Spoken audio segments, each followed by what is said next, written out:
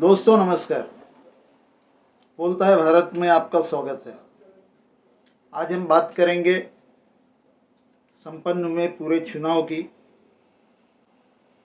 मंत्रिमंडल में विस्तार की और राजनीति में जो भूचाल आया है, चाहे एनडीए की सरकार बनी हो या विपक्ष हारा हो, लेकिन किसी को भी संतुष्टि नहीं मिली इस चुनाव में।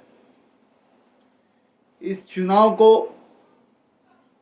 जिन्होंने आंका था कि यह चुनाव बीजेपी के लिए 400 पार होगा या विपक्ष के लिए बहुत बड़ी हार होगी, वो सारे दावे इरादे फेल हुए हैं। संसद का मंत्रिमंडल में जो फेरबदल किया गया, काफ़ी मंत्री जो है रिटेन किए गए। इसी बीच कंगना रनौत काफ़ी उत्साह में जो है एयरपोर्ट पहुंची फटाफट, और उनके साथ एक कांड हुआ चटाचट, उसके भी बारे में बात करेंगे। और जैसा कि मैंने कहा, इस चुनाव के बाद जो भूचाल आया है, खासकर जो महाराष्ट्र में इस समय परिस्थिति चल रही है, उसका भी विश्लेषण करेंगे। कंगना रनौत की बात करते हैं।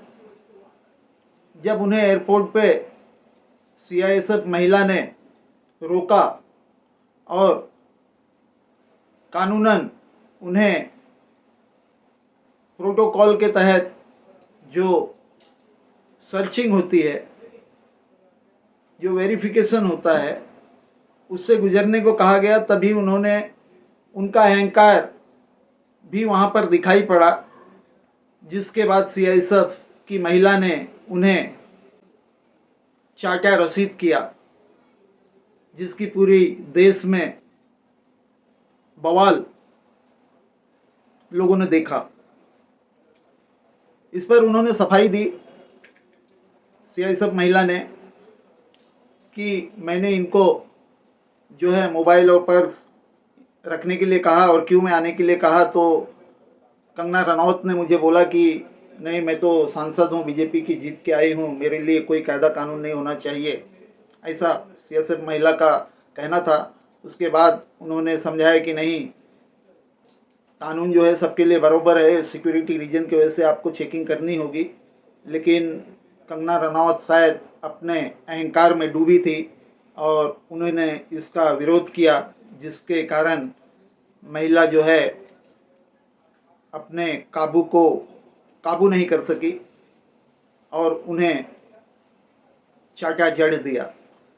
फिर उसके बाद महिला ने ये भी कहा कि मेरी माँ जो है किसान आंदोलन में धरने पे बैठी थी और इन्होंने भाषण दिया था कि ये जो आंदोलनकारी हैं 100 रुपये में आकर यहाँ बैठते हैं, उसका भी मुझे दुख था।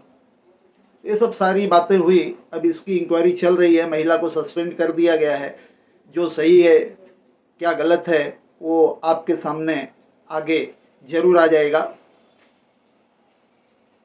लेकिन इससे ये साबित जरूर हो गया कि जो ऊंचे पद पे बैठे हैं वो कैसे अपने पद का अहंकार छोटे लोगों पे दिखाते हैं। अब हम बात करेंगे लोकसभा चुनाव के बाद जो महाराष्ट्र में भूचाल आया है। खास करके भूचाल इसके लिए कह रहा हूं कि फडणवीस ने पहले अपने इस्तीफे की पेशकश की, फिर अजीत पवार पे हार का ठीकरा फोड़ा गया। उसके बाद संघ ने जो है, ऑर्गेनाइजर संघ जो है बीजेपी के साथ में हमेशा सपोर्ट में खड़ा रहता है, जिन्होंने इसको जिंदा किया है, वह ऐसा पहली बार देखने को मिला कि संघ ने जो है बीजेपी को चेतावनी दी है एक तरह से कि ये जो हार हुई है वो है अजीत पवार के कारण। तो इसका भी चिंतन जो है बीजेपी को करना चाहिए। संघ ने ऐसा क्यों कहा, इस पे भी कई लोगों का ये कहना है कि जब सरकार पूरी तरह बनी हुई थी तो अजीत पवार को लेने की कोई आवश्यकता नहीं थी। लोगों में यह भ्रम जो है फैलता गया कि बीजेपी एक तोड़ फोड़ करने वाली सरकार है, इसके कारण इस चुनाव में हार हुई। इसके बाद राज ठाकरे का बयान आता है कि हम जो है 200 से 250 पे चुनाव लड़ेंगे,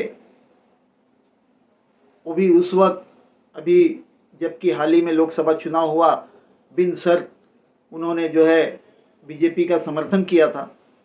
उसके बावजूद राज ठाकरे का यह बयान आना काफ़ी गंभीर है, उस लहजे से भी क्योंकि विधानसभा के चुनाव अभी अक्टूबर में होने हैं, सभी पार्टियां अपना जोर लगा रही हैं। क्या महायुति में सब कुछ सही चल रहा है? बड़े बड़े जानकार पंडित यह कह रहे हैं कि हो सकता है आने वाले दिन में बीजेपी अकेले भी लड़ सकती है।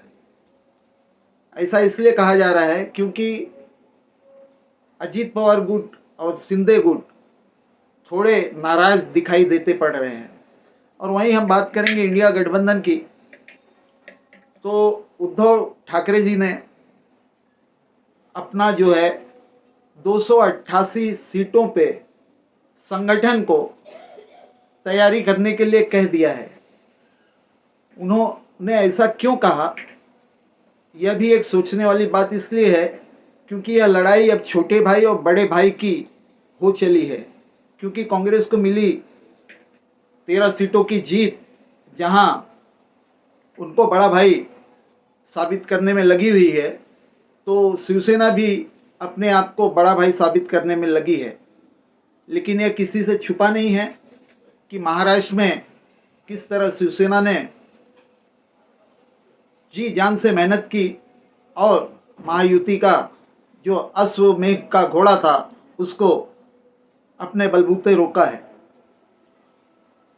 यह खबर जब मीडिया में चली तो उसके बाद जो है हाईकमान से, कांग्रेस के हाईकमान लोगों का भी यहाँ पर हस्तक्षेप हुआ और उन्होंने कहा कि उद्धव ठाकरे जी के नेतृत्व में ही हमें विधानसभा चुनाव लड़ना है।